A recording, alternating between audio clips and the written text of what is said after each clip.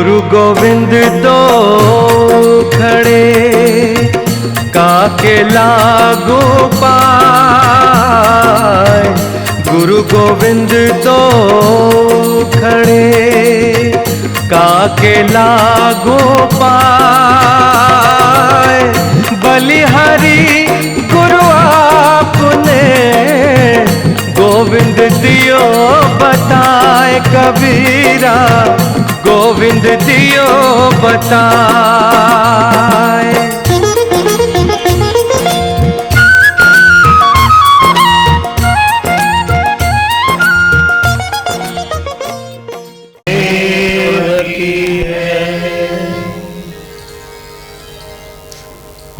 यदि पादोदकसे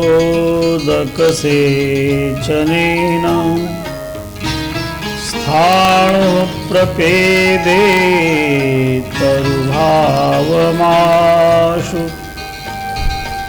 वन्द्यः सतां यो महनीयकीर्तिस् तं श्रीकबीरं सततं स्मरा। दंडवत गोविंद गुरु प्रणवो अभजन सो। पहिले भय प्रणाम तिन नमो जो आगे हो। बोलो सदगुरु देव की जय। अनंत ब्रह्मांडना अधिनियंता सत्य पुरुष परमात्मा सद्गुरु कबीर भगवान, प्रातस्मरणीय परम वंदनीय परम गुरुदेव श्री शांतिदास जी महाराज साहेब, प्रातस्मरणीय परम वंदनीय सद्गुरुदेव श्री राम स्वरूपदास जी महाराज साहेब, બધા સંતો મહાપુરુષો ગુરુજનોની પરમ કૃપા જેના દ્વારા આપણે આ શ્રીમદ બ્રહ્મનિરૂપણમનો જ્ઞાન યજ્ઞ અહીં આયોજન કરી રહ્યા છીએ. આજે આ જ્ઞાન યજ્ઞનો 7મો દિવસ છે. આપણે 6 દિવસ સુધી શ્રીમદ બ્રહ્મનિરૂપણમ જ્ઞાન ગ્રંથનું શ્રવણ મનન કર્યું. હવે આપણે આ જ્ઞાન ગ્રંથના જે છેલ્લા પ્રકરણ છે એમના સંદર્ભમાં સત્યપુરુષ પરમાત્માનો એ પરમ રૂપનો સાક્ષાત્કાર કરતા, એનું દર્શન કરતા આપણે નિરંતર આગળ દૃષ્ટિ રાખવાની છે. જે સત્યપુરુષ પરમાત્માનું વિશિષ્ટ સ્વરૂપ છે એ દરેક સ્વરૂપનું દર્શન આ ગ્રંથમાં હંસજનોને થાય. એના માટે એ પ્રત્યેક સ્વરૂપના વિશેષણો વર્ણન કરતા એને નમન કરવાનું આવું વિધાન સદગુરુએ કર્યું છે. એમ તો પરમાત્માના અનંત નામ છે, પરમાત્માના અનંત રૂપ બને છે. અનંત રૂપ અનંત નામ હોવા છતાં પરમાત્મા અરૂપ છે અને અનામી છે. એ સદગુરુના સ્વરૂપનું વર્ણન કરતા આપણને દર્શન કરવાની એક તક સદગુરુએ આપેલી છે. એમનું સ્વરૂપ કેવું છે તો એ સદગુરુ આપણને સમજાવી રહ્યા છે. અસંખ્ય સૂર્ય ચંદ્રાણામ પ્રભાભિરધિકમ વપુઃ. એમનું સ્વરૂપ અસંખ્ય ચંદ્ર સૂર્યોની પ્રભાથી પણ વધારે શોભાવાળું છે. શોભિતમ તસ્ય તમ સર્વે હંસાસ્તુ પ્રણમંતિ વૈ. એમની જે શોભા છે એ અપરંપાર શોભા છે અને બધા જ હંસો નિરંતર એ સ્વરૂપને નમન કરતા હોય, વંદન કરતા હોય છે. એ જે સત્યપુરુષ પરમાત્મા છે એમના સ્વરૂપના વિશેષણો આપણે એને જેટલા વિશેષણ આપીએ એટલા ઓછા. પણ સદગુરુએ જે રીતે એમને સંબોધન કર્યું છે, એમનો ઉલ્લેખ કર્યો છે, તે સ્વરૂપને આપણે વંદન કરતા જઈએ. અવ્યયાક્ષયાયાથ ચાકથાય હ્યનાદયે અમરાય ત્વનંતાય હંસરૂપાય તે નમઃ. એમના સ્વરૂપને નમસ્કાર કરતા. એ સ્વરૂપ કેવું છે? અવ્યય છે. અવ્યય અર્થાત અવિનાશી છે. એમાં કોઈ પ્રકારનો પરિવર્તન નથી થતું. સંસારમાં બ્રહ્માંડમાં નિરંતર પરિવર્તન થતો હોય, જે પરમાત્મા તત્વ છે, જે સત્ય સ્વરૂપ છે, એમાં કોઈ દિવસ પરિવર્તન નથી થતું. અક્ષયાય, એમાં કોઈ દિવસ ક્ષય નથી. અકથાય, એનું વર્ણન અકથનીય છે. અકથ કહાની પ્રેમ કી, એમનું સ્વરૂપ, એમની કથા કહી શકાય નહીં.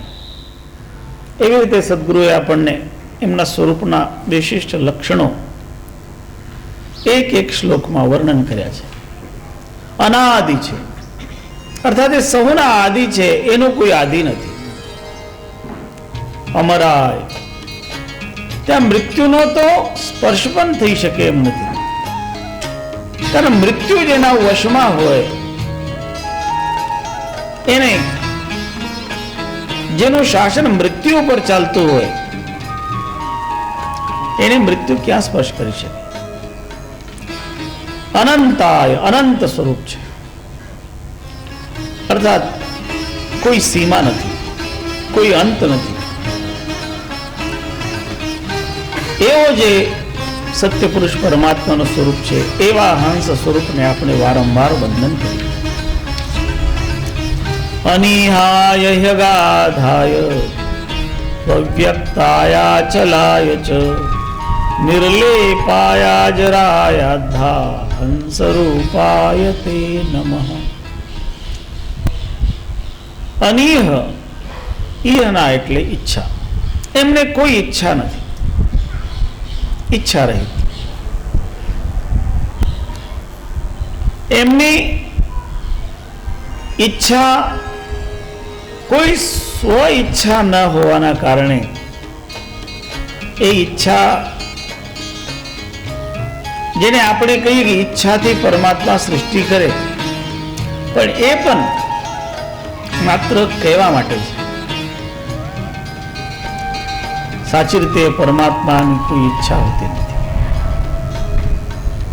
એ અગાધ છે, અર્થાત કોઈ વ્યક્તિ પણ એ કેટલી એની ઊંડાઈ છે એનો જ્ઞાન મેળવી શકતા નથી.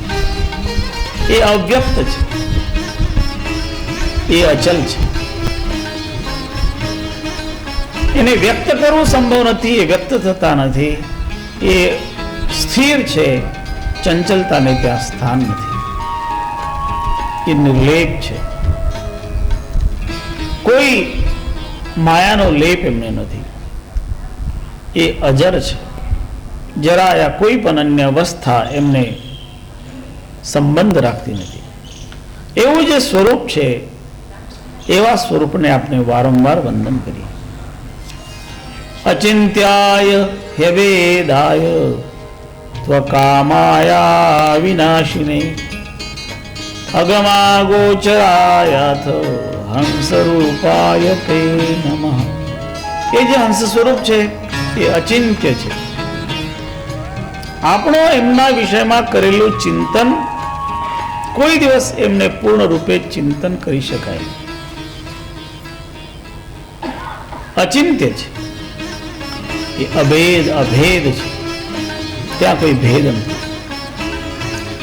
ત્યાં કોઈ કામના નથી, અકામ છે અને અવિનાશી છે. એ અગમ છે, એ અગોચર છે. એવું જે હંસ સ્વરૂપ છે, એ હંસ સ્વરૂપને આપણે વારંવાર વંદન કરીએ.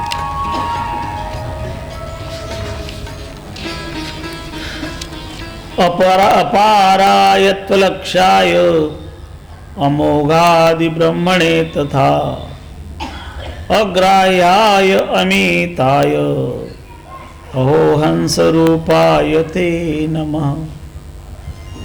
એ અપાર છે, અપરંપાર. એમના પરે કઈ નથી, એટલે એ સૌથી પાર છે.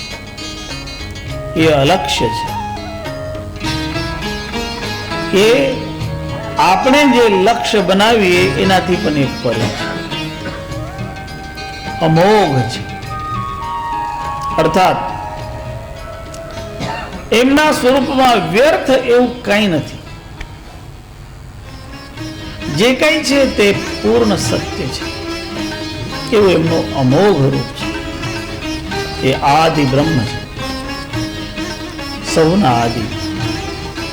એવું એમનું બ્રહ્મ સ્વરૂપ છે. અગ્રાહ્યાય અમિતાય, એને કોઈ પકડી નહીં શકે. અગ્રાહ્ય છે, કોઈ ગ્રહણ કરી નહીં શકે, પકડી નહીં શકે, બાંધી નહીં શકે.